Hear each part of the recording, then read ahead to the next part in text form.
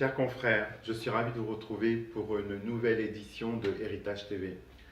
Aujourd'hui, j'ai décidé de faire une vidéo qui sera un petit peu différente. Je pense que vous avez tous entendu parler maintenant du phénomène Black Panther.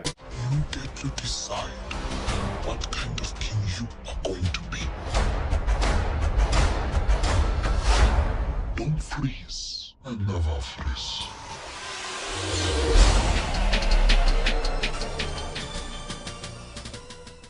Les commentaires sont tous extrêmement élogieux. Il suffit d'aller sur Internet pour voir la flopée de commentaires que de nombreux internautes ont laissé. C'est un véritable ouragan, ce film, et nous sommes extrêmement nombreux à être entièrement wakawandais, si je peux m'exprimer de cette manière-là. En tout cas, oui, l'impact est absolument incroyable. Je pense que les auteurs ne s'attendaient pas à un tel engouement. Aux États-Unis, ça a absolument explosé le box-office. Si vous n'êtes pas encore allé voir ce film, franchement, je vous invite à y aller et vous verrez que au-delà du simple comics de série, parce que à la base c'est ce dont il s'agit, mais voir sur scène, sur grand écran, une pléiade d'acteurs noirs jouer des rôles extrêmement valorisants. Je ne parle pas des décors, de la mise en scène, des effets spéciaux qui sont absolument fabuleux. Les coiffures et les costumes ont été extrêmement soignés, très bien travaillés, et ce film est un véritable enchantement parce que il est rare de voir des héros noirs, des héros qui soient tenus par des Africains surtout, hein, parce que l'équipe et le casting est en grande partie occupé par des acteurs africains. Et il y a aussi une partie de l'équipe des acteurs qui vient du continent américain. Mais en tous les cas, une somme de talents se sont réunis pour fabriquer une œuvre cinématographique de divertissement, puisque à la base, hein, les comics ce sont des œuvres de divertissement, qui en tous les cas réjouit un grand nombre de personnes qui jusqu'à présent n'avaient pas la possibilité de se projeter à travers des héros parce que ils ne nous ressemblaient pas. Donc pour une première fois, et voilà un film qui remplit parfaitement cette mission d'une manière magistrale. Et j'avoue que les retombées et l'engouement que ce film suscite est totalement justifié parce qu'un grand travail a été réalisé, des moyens aussi colossaux, hein, il faut bien entendu mettre ça en avant, hein, parce que s'il n'y avait pas eu ces moyens, les équipes n'auraient pas pu faire un travail de recherche et soigner avec une telle précision les décors, les costumes, les maquillages, les coiffures. Le travail qui a été fait est extrêmement impressionnant et le rendu surtout est très flatteur. C'est une combinaison d'ancestralité et de modernité, voire même de futurisme, auquel on n'est aussi pas habitué. C'est, je pense aussi, ce qui a énormément plu à l'auditoire, c'est de voir justement cette Afrique qui s'inscrit dans le 22e, 23e et même 25e siècle, si on peut extrapoler de cette manière-là. Et c'est vrai que ce sont des images qu'on n'associe malheureusement pas du tout avec le continent africain. Et je pense que c'est moi une des choses qui m'a le plus séduit, c'est vraiment ça, quoi. C'est quelque chose que moi, dans mon fort intérieur, comme je pense énormément de téléspectateurs, de spectateurs, pardon, nous nous sommes retrouvés parce que c'est à la fois des héros que nous avons toute notre vie eu envie de voir, dans lesquels nous n'avons jamais pu nous projeter jusqu'à présent, ont été un véritable ravissement, mais aussi une image qui n'est pas une image misérabiliste, c'est une image de haute technologie de l'Afrique, d'architecture, et en même temps un savant mélange d'authenticité, de culture, de patrimoine. Et aussi, et le patrimoine, il est très riche parce que c'est à la fois le patrimoine historique, vestimentaire, archéologique, artistique. Il y a vraiment une combinaison tous ces arts qui est représentée d'une façon extrêmement esthétique. Et ça, j'avoue que c'est extrêmement agréable et rare. Donc, je pense que c'est en tous les cas une des raisons pour lesquelles ce film connaît un tel engouement. Moi, j'ai décidé d'aller un petit peu plus loin et donc de faire quelques recherches, et comment dire, mon métier m'oblige, et c'est pas vraiment une obligation, mais en tout cas m'amène, on va dire plutôt, à m'intéresser de façon assez précise au travail que font certains artistes. Là, en l'occurrence, les designers, mais surtout la coiffure et le maquillage. Et une part belle a été faite à ces artistes. Donc j'ai voulu savoir qui étaient les personnes qui étaient à l'œuvre. Donc aujourd'hui, grâce à Internet, on peut facilement retrouver ce type d'informations. Donc j'ai fait des recherches et j'ai réussi à trouver qui était la personne, en tous les cas, responsable du travail au niveau de la coiffure. Donc je vais vous présenter cette coiffeuse qui est une personne, vous allez voir, très intéressante. On va regarder un petit film qui la présente. Le personnage dont je vais vous parler aujourd'hui s'appelle Camille Friend. Elle vient d'une petite ville près de l'Arizona. C'est la fille d'une grande famille de coiffeuses. Sa mère, sa grand-mère, ses tantes travaillaient en salon. Camille Friend a toujours eu envie de coiffer. Elle a débuté sa carrière comme spécialiste de tissage et d'extension. C'est l'amour qui lui a fait quitter sa ville natale et l'a amenée en Californie. Malheureusement, l'idylle tourne mal. La vie près de la mer coûte cher. Elle a dû rapidement trouver du travail. Par chance, elle décroche une place dans un des salons les plus en vue de la côte ouest, chez le grand maître John Hutchinson. John Hutchinson a été un des disciples du grand maître Vidal Sassoon. L'homme est reconnu comme étant l'un des plus talentueux coiffeurs noirs des États-Unis. Je vous parlerai de lui un jour plus en détail. C'est un personnage qui fait partie de mon panthéon des coiffeurs stars. Camille s'est perfectionnée aux côtés de John grâce à un dur apprentissage. Elle excelle maintenant en coupe, en couleur et en coiffage.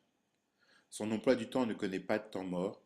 Camille Friend travaille les week-ends dans un autre salon pour un petit salaire, mais elle apprend les bases essentielles de son métier. Après avoir acquis de sérieuses compétences, elle est approchée par 2 coiffeurs à la recherche de formatrices pour les aider dans le développement de leur nouvelle marque. Il ne s'agit ni plus ni moins que de Sébastien. Aujourd'hui, cette marque est distribuée dans le monde entier. Le parcours de Camille Friend est pavé de rencontres, de personnes influentes qui l'ont aidé dans la progression de sa carrière. Le producteur de la très célèbre émission de télé Soul Train en est un. Il lui a mis le pied à l'étrier. Elle est devenue une coiffeuse pour les chanteurs de l'industrie de la musique. De la télé au cinéma, il n'y avait qu'un pas, et tout naturellement, elle a été sollicitée par des réalisateurs. Le travail ne fait pas peur à Camille Friend. Dans les années 80, elle cumule 3 postes en même temps, coiffeuse en salon, coiffeuse sur les plateaux télé et cinéma, et elle trouve encore le temps pour assurer sa fonction de formatrice. Au bout de toutes ces années de dur labeur, elle a postulé pour entrer dans le très fermé syndicat des coiffeurs et maquilleurs d'Hollywood. Depuis plus de 20 ans, elle n'a pas cessé de relever des défis de plus en plus audacieux. Elle occupe depuis plus de 10 ans maintenant la lourde responsabilité de chef coiffeuse sur les tournages des grandes productions hollywoodiennes. That's what makes us excited in the morning. Yes. All of it's We collaborative. live together. We live together, right? We hang out together. Heba's my buddy. I love Heba. Let's put that on camera. I love Heba. Elle a également fondé une école où elle apprend à des coiffeurs confirmés toutes les subtilités de la profession de coiffeur de plateau pour les arts cinématographiques. Camille Friend est un personnage passionnant, je pense que tout comme moi vous en conviendrez. Ça m'a donné une petite idée et je me suis dit que pourquoi pas essayer de recréer quelques-unes des coiffures qui ont été faites dans le film. Je pense que ça peut être intéressant d'un point de vue artistique et je sais que vous aimez tous l'artistique. Les coiffeurs confirmés aiment avoir de l'inspiration, enfin trouver de l'inspiration, et les coiffeurs qui le sont moins sont en général assez friands de nouvelles techniques.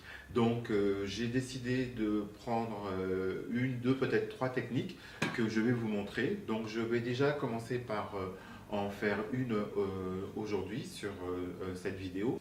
Et puis pour que la vidéo ne soit pas trop longue, je vous ferai deux ou trois autres petites interventions sur voilà, des coiffures qui seront inspirées des personnages de Wakanda et donc bien entendu de Black Panther. Donc voilà, bah, écoutez, sans plus tarder, je me mets en action. Nous vous montrons comment réaliser ces coiffages et nous nous retrouvons à la suite. Nous avons tous adoré la reine-mère Angela Bassett. Je me suis inspiré de son chignon loxé. Pour réaliser cette variante, vous aurez besoin d'un peigne et de brosses à chignon de ce type. Vous aurez également besoin de lac et de brillantine en spray de votre choix. J'ai décidé de faire cette démonstration sur une tête malléable de cheveux de type européen. On est sur un B, mais vous pouvez également faire ce type de coiffure sur du 3 ABC. Ça marche également sur du cheveu crépus, je montrerai dans d'autres vidéos. Le principe est simple, vous prélevez des mèches de manière grossière. Ce qu'il faut, c'est travailler une matière qui est déjà à la base ondulée. Et ce que vous faites, c'est que vous crêpez cette mèche, ces portions de mèche que vous allez prendre. Et pour les faire tenir, vous allez utiliser donc de la laque que vous allez vaporiser généreusement sur la mèche, que vous aurez donc préalablement crêpé. Vous n'avez pas besoin de faire un crêpage qui soit trop dense, hein, il faut un crêpage moyen. Et ensuite, l'idée va être donc de torsader cette mèche, comme je suis en train de le faire actuellement. Donc vous torsadez la mèche que vous avez légèrement crêpée.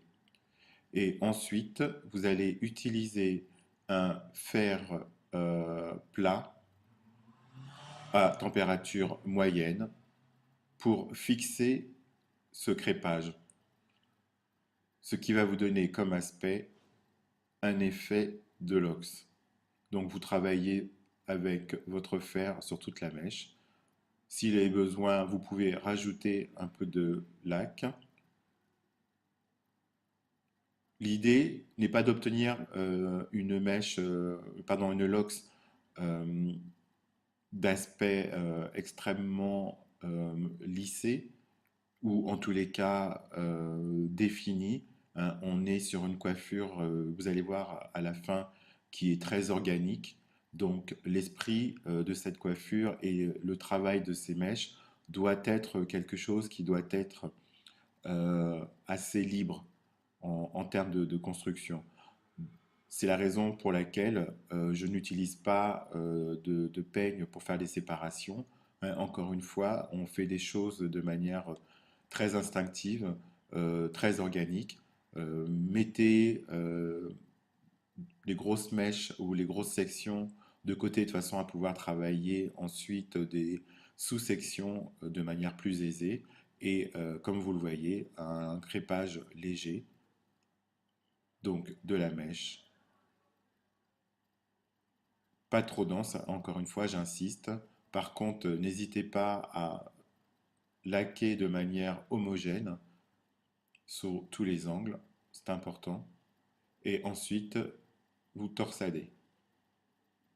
N'hésitez pas à torsader de manière assez dense au départ parce que vous verrez que la torsade va ensuite se détendre.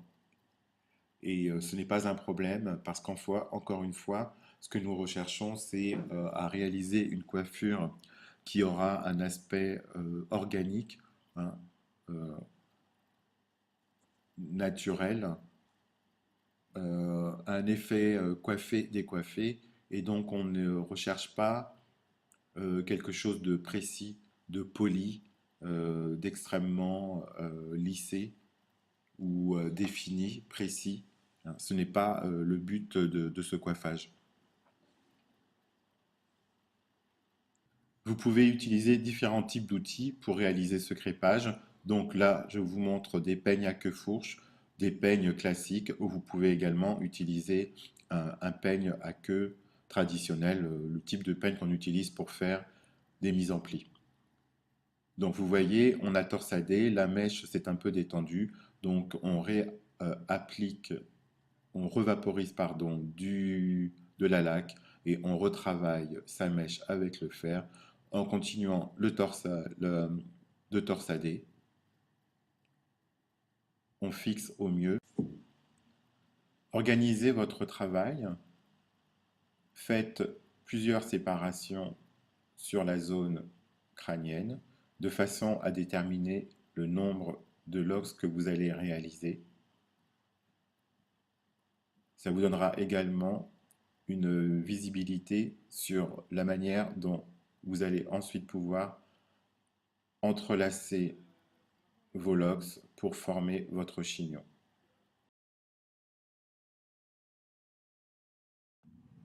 Ce chignon combine plusieurs effets de texture.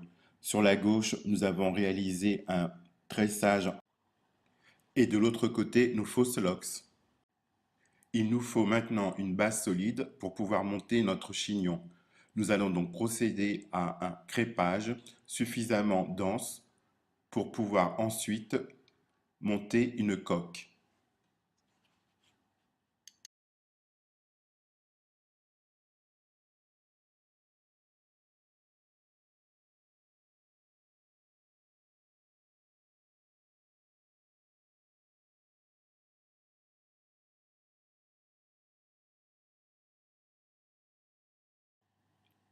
Et vous entrelacerez, suivant votre inspiration, les locks que vous avez fabriqués de manière harmonieuse, en essayant de créer une construction architecturée et désordonnée à la fois.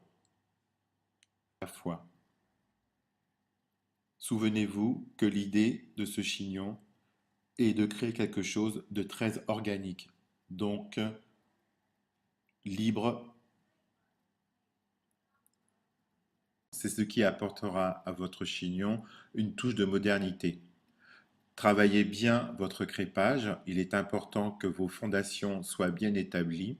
Vous aurez de cette manière beaucoup plus d'aisance pour former une coque sur laquelle viendra ensuite se poser toutes les mèches fausses locks et parties tressées que vous allez devoir donc entrelacer les unes dans les autres pour créer cette forme qui devra au final être harmonieuse et respecter la morphologie du modèle qui le portera. En aucun cas, vous ne devez créer une forme qui soit disproportionnée. Le visage de la personne qui porterait ce chignon ne serait pas mis en valeur. Prenez votre temps, allez-y pas à pas. Il est important pour que l'on garde un effet moderne à cette coiffure, que les mèches que vous mettez en place aient l'air d'avoir été posées là, comme ça, sans trop y réfléchir.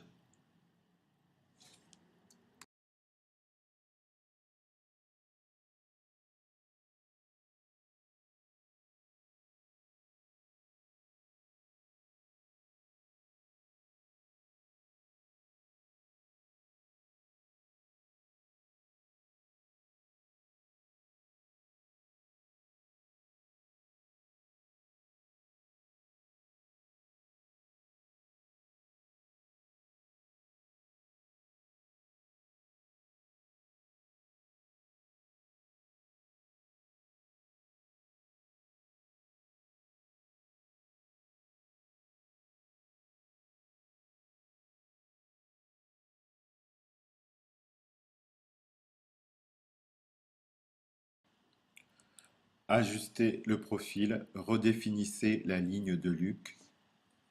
Il était extrêmement important de garder une ligne profilée. Elle va embellir le port de tête, allonger le cou, apporter de la légèreté.